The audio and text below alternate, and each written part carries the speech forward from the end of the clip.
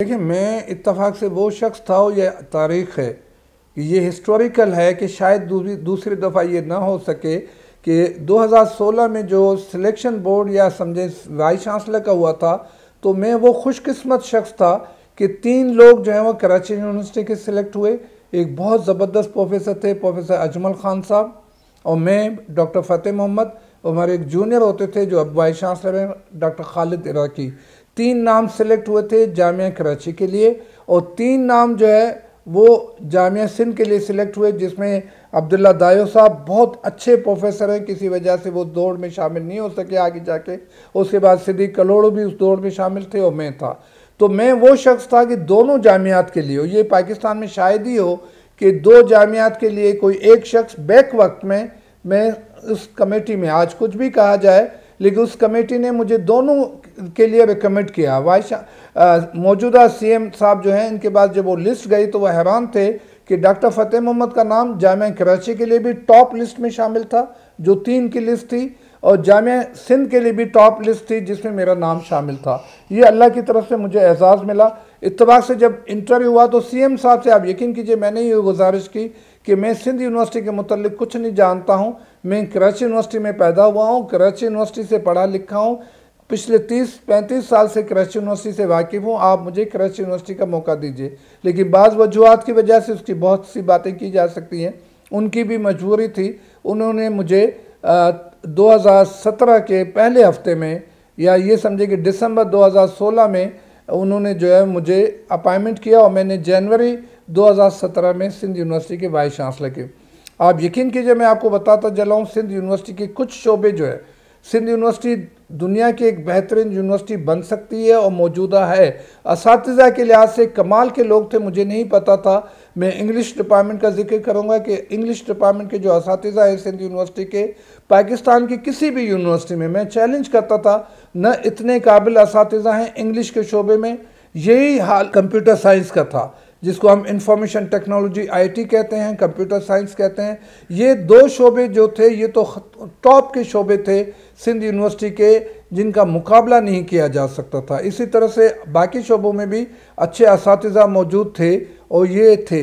लेकिन वहाँ एक जो रस्म थी, जैसे आपको पता है कि मेरा जो अपॉइंटमेंट हुआ, उससे पहले वो शहीद बच्ची, अब वो भी हम लोगों की मुश्तरका काविशें थी कि उस क्रिमिनल को भी सज़ा आ गई जो नाइला रिंद के जो मर्डर में, आपको याद होगा कि मेरे अपॉइंटमेंट से पहले 31 दिसंबर 2016 को ख़ुदकशी थी या मर्डर था, वो अभी भी डिसाइड नहीं हो सका, लेकिन मैं इसको मर्डर इसलिए कहता हूँ कि ख़ुदकशी थी भी तो उसको आमादा किया गया।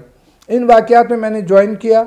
यकीनन हालात अच्छे नहीं थे, 4 साल मैंने वहाँ सर्व किया, लेकिन यकीनन एक बहुत इम्पॉर्टेंट बात आपको बताता चलूँ, आज किसी अखबार ने पंजाब में लिखा है कि जी ये जो मेरे साथ हुआ कि यकीनन सिंध यूनिवर्सिटी में, आपको पता है कि एलएलबी के इम्तहान में पूरा पाकिस्तान शामिल होता है, और नकल के रुझानात इन एक्सटर्नल इम्तहान में, इंटरनल में तो असातिज़ा बहुत सख्ती करते हैं, लेकिन हम जो प्राइवेट इम्तहान लेते हैं या हम कॉलेजेस के इम्तहान लेते हैं, उसमें खुल्लम खुल्ला नकल होती थी।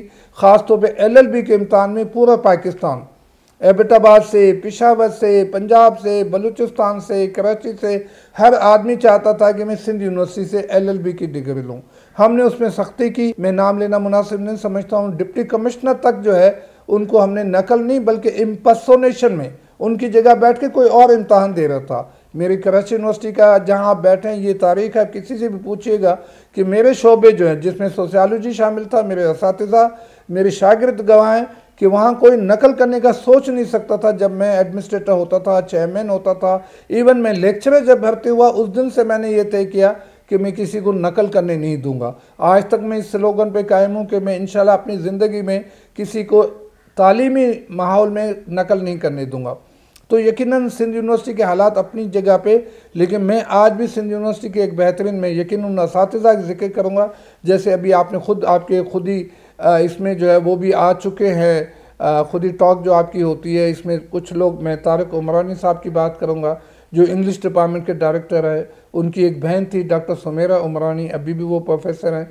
इसी तरह से मेरे साथ डॉक्टर अमीर अली शामिल थे, मेरे साथ जो कुछ और असातिज़ा जो शुजा महसर जैसे लोग थे और हाकिम महसर जैसे लोग थे, मैं नाम लूँगा तो बहुत बड़ी लिस्ट बन जाएगी। मेरे साथ जो है वो फ़िज़ा कुरैशी जो अब इस वक्त मलेशिया में बैठी हैं, ऐसे असातिज़ा थे। तो बहुत अच्छे लोग मेरे साथ टीम थी और उस टीम में ज़्यादातर यंग लोग थे जिन्होंने मेरा साथ दिया। असातिज़ा हों, तालिब इल्म हों, हमने 4 साल सिंध यूनिवर्सिटी को अपनी बुलंदियों तक पहुंचाया, जिसकी गवाही आप दे सकते हैं कि वो तकरीबन कोई 12 से ज़्यादा जो वो HEC रिकग्नाइज रिसर्च जर्नल्स जो है वो उनकी तादाद हो गई थी। अटेंडेंस जो है वो ऑनलाइन होती थी। हमारे कंप्यूटर साइंस के असातिज़ा जिनके मैं नाम लेऊंगा तो बहुत बड़ी लिस्ट बन जाएगी। ज़ीशान भट्टी हमारे साथ होता था, इसी तरह से खलील खुम्बाटी जो मौजूदा एक्टिंग वाइस चांसलर बने, इनकी पूरी टीम हमारे साथ होती थी। जो IT और इमदाद इस्माइली साहब होते थे IT के, ये वो लोग थे जिन्होंने मेरी मदद की। आज उनका मैं जिक्र करता हूँ, जिसकी वजह से हमने सिंध यूनिवर्सिटी को एक बेहतरीन यूनिवर्सिटी बनाया। अटेंडेंस ऑनलाइन होती थी। कोविड के ज़माने में भी हमने बच्चों को एक दिन की क्लास ज़ाया नहीं होने दी। हॉस्टल को बेहतर बनाया।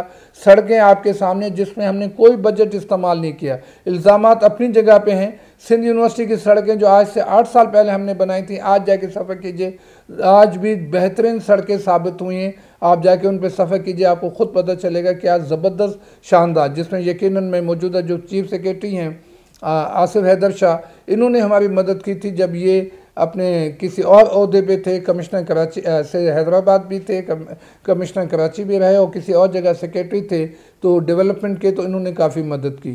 तो बहुत से साथियों की मदद से इंटरनेशनली अली हसन भुट्टो साहब का नाम लूँगा, गुलाम कादिर मल्ला साहब बैठे हुए हैं, साना के दोस्त बैठे हुए हैं, जिन इस वक्त मेरे हज़ारों बच्चे जो है वो USA UK में पहुंच गए, हज़ारों की तादाद में। इनकी रास्ते हमने दिखाए, वो अपनी मदद आपसे वहाँ पहुँचे।